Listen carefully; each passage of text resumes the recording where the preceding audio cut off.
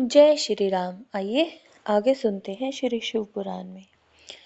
शुक्राचार्य ने शिवजी को प्रणाम किया और हाथ जोड़कर स्तुति करने लगे।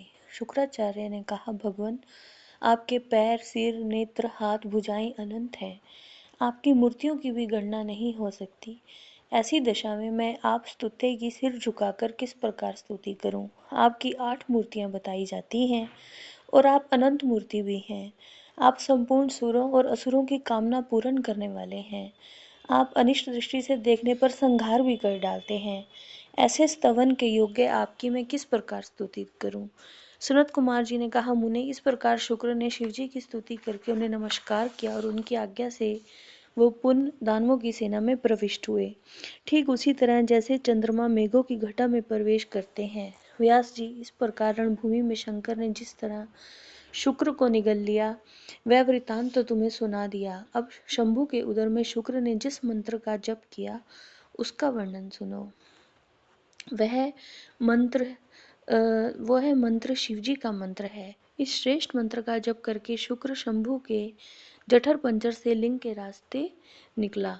उस समय गौरी ने उन्हें पुत्र रूप में अपनाया और जगदीश्वर शिव ने अजर अमर बना दिया। तब वे दूसरे शंकर के सदृश शोभा पाने लगे। 3000 वर्ष व्यतीत होने के पश्चात वे वेद निधि मुनिवर शुक्र पुन भूतल पर महेश्वर से उत्पन्न हुए। उस समय उन्होंने धैर्यशाली व तपस्वी दानवराज अंधक को देखा। उसका शरीर सूख गया था, वह त्रिशूल पर लटका हुआ था, परमेश्वर शिव का ध्यान कर रहा था। वह शिवजी के 108 नामों का स्मरण कर रहा था और जब उसने 108 नामों का स्मरण किया तो परमात्मा शिव की मूर्तियों का ध्यान भी किया। उस समय प्रसन्न हुए जटाधारी शंकर ने उसे मुक्त करके त्रिशूल के अग्रभाग से उतार दिया और दिव्य अमृत की वर्षा से अभिषिक्त कर दिया। तत्पश्चात महात्मा महेश्वर, जो उसने कुछ किया था, उन सबका सांत्वना पूर्वक वर्णन करते हुए महादैत्य अंधक से बोले, हे दैत्येंद्र, मैं तेरे इंद्रिय निग्रह, नियम, शौर्य, धैर्य से प्रसन्न हो गया हूँ।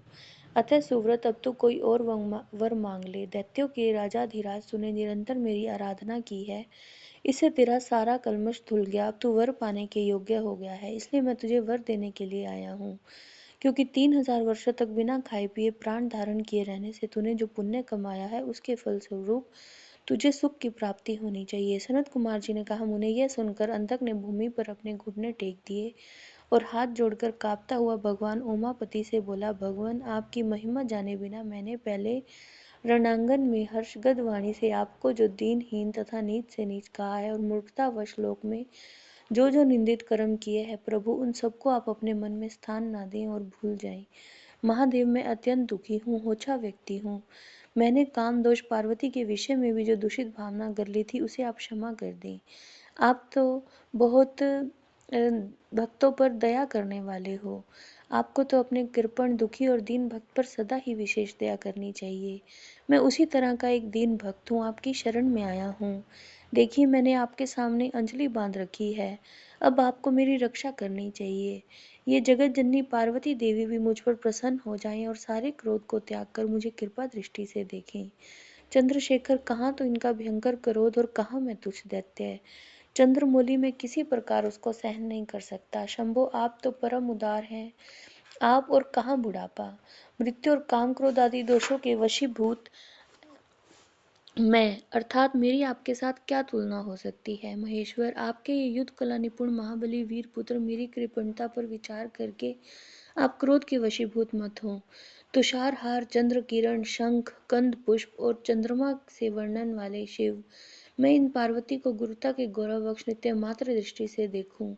मैं नित्य आप दोनों का भक्त बना रहूं। देवताओं के साथ होने वाला मेरा वैर दूर हो जाए। मैं शांत चित्त हो योग चिंतन करता हुआ गणों के साथ निवास करूं। महेशान, आपकी कृपा से मैं उत्पन्न हुए इस विरोधी दानव भाव का पुनः कभी स्मरण ना करूं, यही उत्तम वर मुझे प्रदान कीजिए। सनत कुमार जी ने कहा, मुनि सत्तम, इतनी बात कहकर वह दैत्य राजमाता पार्वती की ओर देखकर त्रिनयन शंकर का ध्यान करता हुआ मौन हो गया।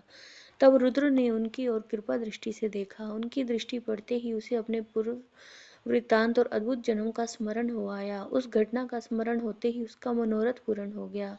फिर तो माता पिता को प्रणाम करके वह कृतकृत्य हो गया। उस समय पार्वती और बुद्धिमान शंकर ने उसको प्यार दिया। इस प्रकार अंधक ने प्रसन्न हुए चंद्रशेखर से अपना सारा मनोरथ प्राप्त कर लिया।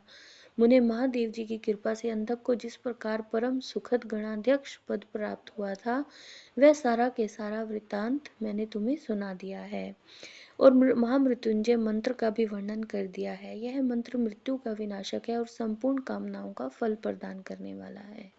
इसे प्रयत्न पूर्वक जपना चाहिए। जय श्री राम।